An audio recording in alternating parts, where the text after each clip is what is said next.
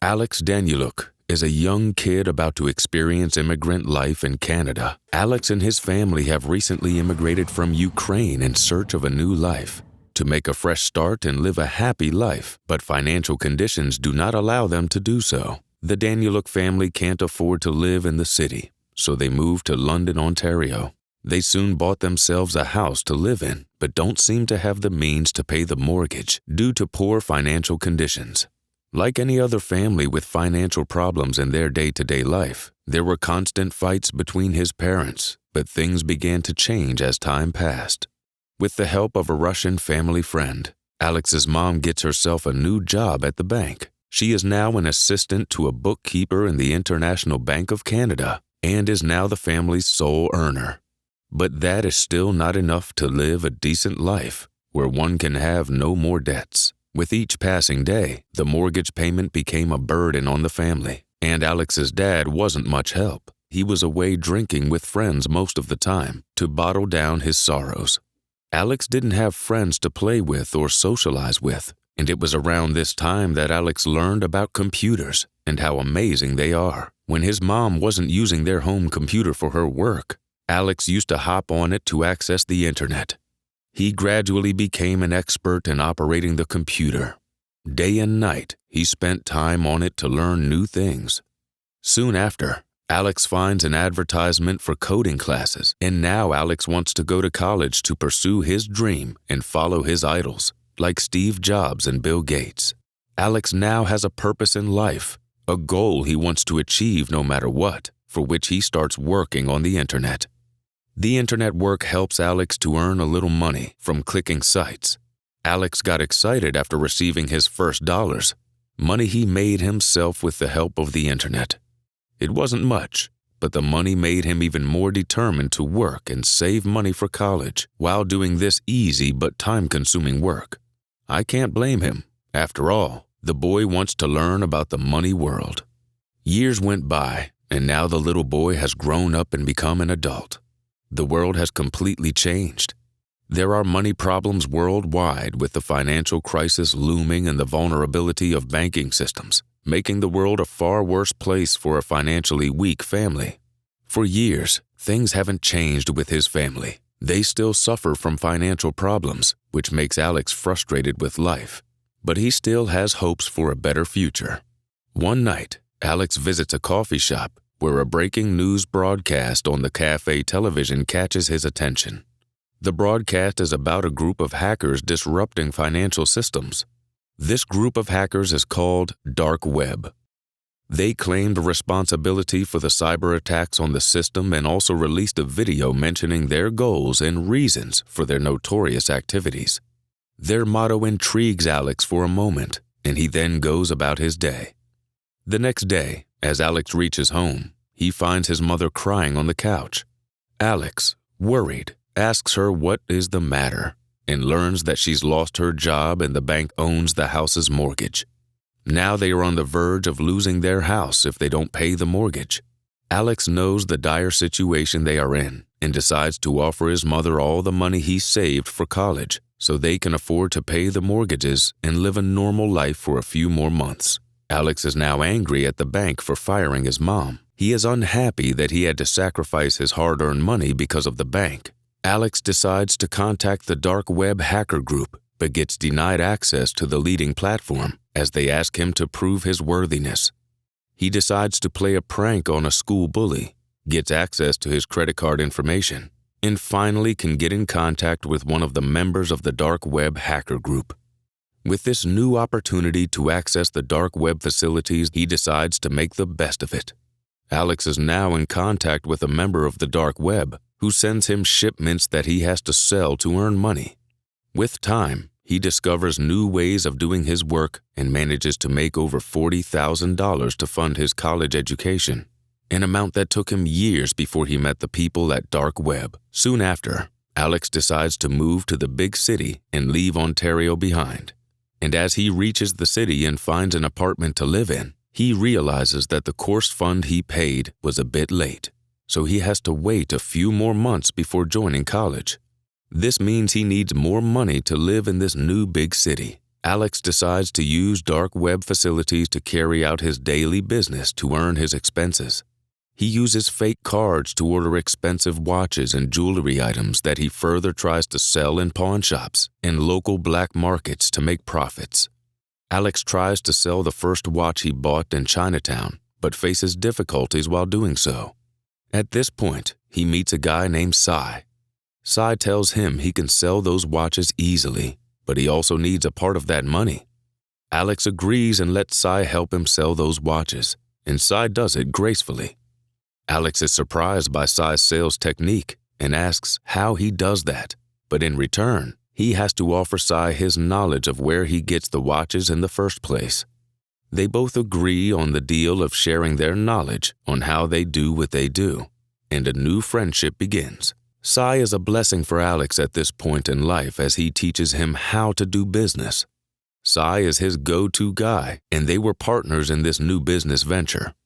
In about a month or so, they made around $60,000 by selling products they bought from the dark web to people in every profile, from law officers to sailors. During this phase, the organization on the dark web continued releasing videos about failing banking systems and how banks are used to oppress people in debt. Alex gets inspired by them and decides that college isn't something he wants to do anymore and becomes a full-time hacker who handles business using the dark web. Sai and Alex make a good team and rip off high-profile bankers by using their credit card information. They pull off their first bank scam by using a premium credit card at a bank to withdraw huge amounts of money. Still, they promise never to use the card again as it is very risky and may put them in danger. Alex soon finds that the bank that kicked his mom out of an important job is also on the target list of the dark web cyber hacking group. He now wants to pay back the bank for all the pain they caused in their lives. So he asks Sai for help in an attempt to disrupt the International Bank of Canada's whole financial system. Alex and Sai begin their plan of causing chaos in IBC as Alex visits the bank as a regular person who wants to register themselves with the bank. He plans to plant a virus using a USB drive on the system of a staff member.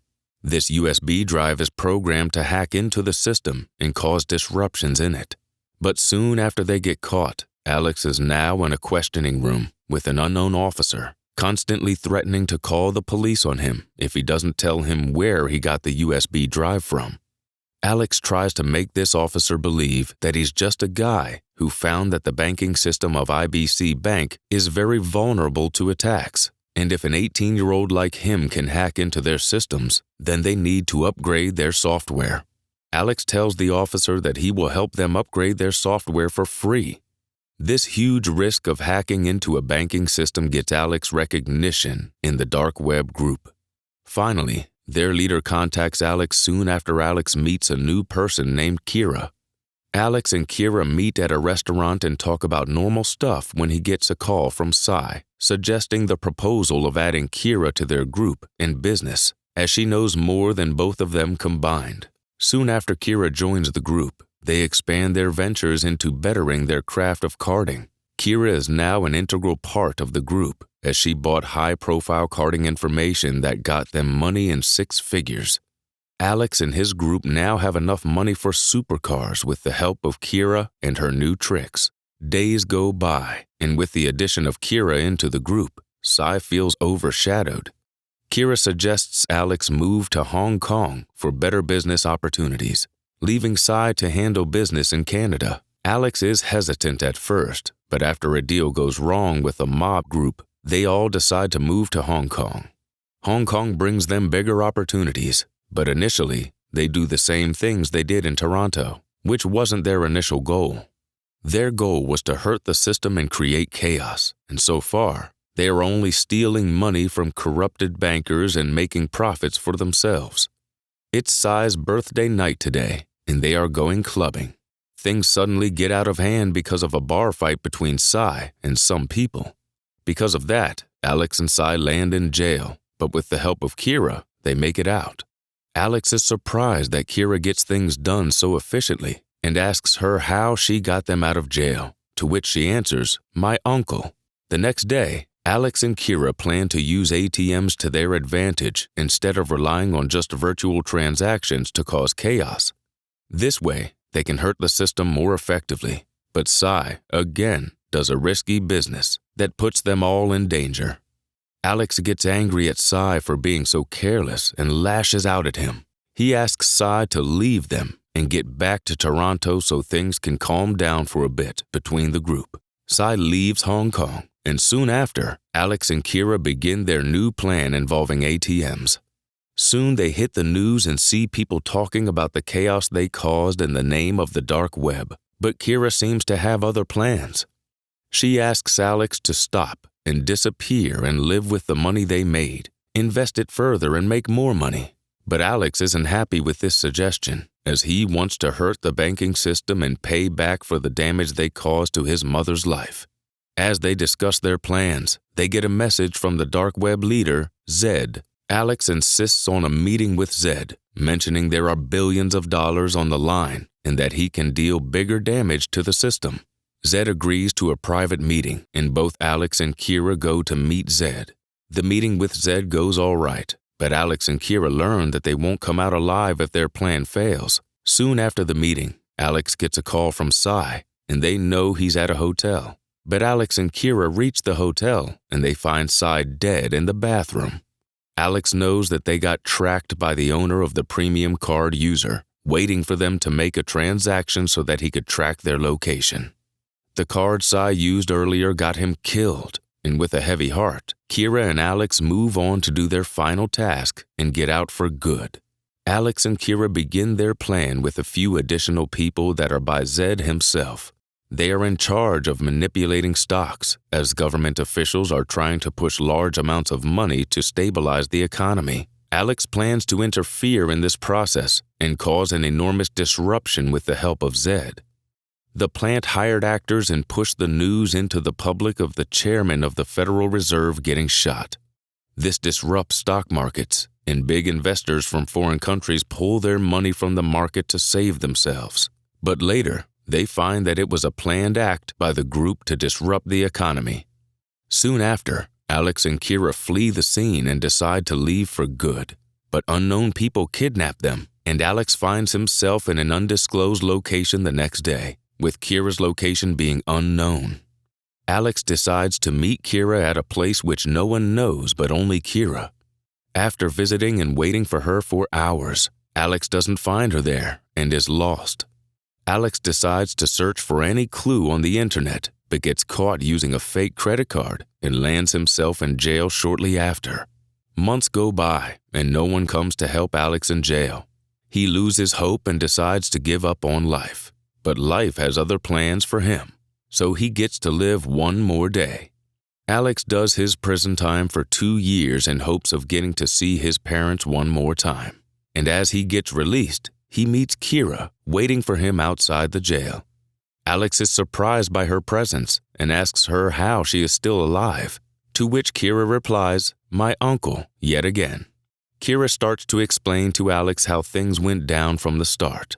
Remember the guy that let Alex walk off when he was first caught at the International Bank of Canada? Yeah, that guy is Kira's supposed uncle. He worked for the higher-ups, the FBI and all that. So he used Kira and his plan to get Zed using Alex and his friends. Kira explains how she looked out for both of them and ensured they got out safely when the feds finally catch Zed. But the uncle played her. They were both in situations where they wouldn't be able to meet each other without getting caught, so she had to wait for Alex to get out of prison. After learning the truth from Kira, they set out to start a new life. The end.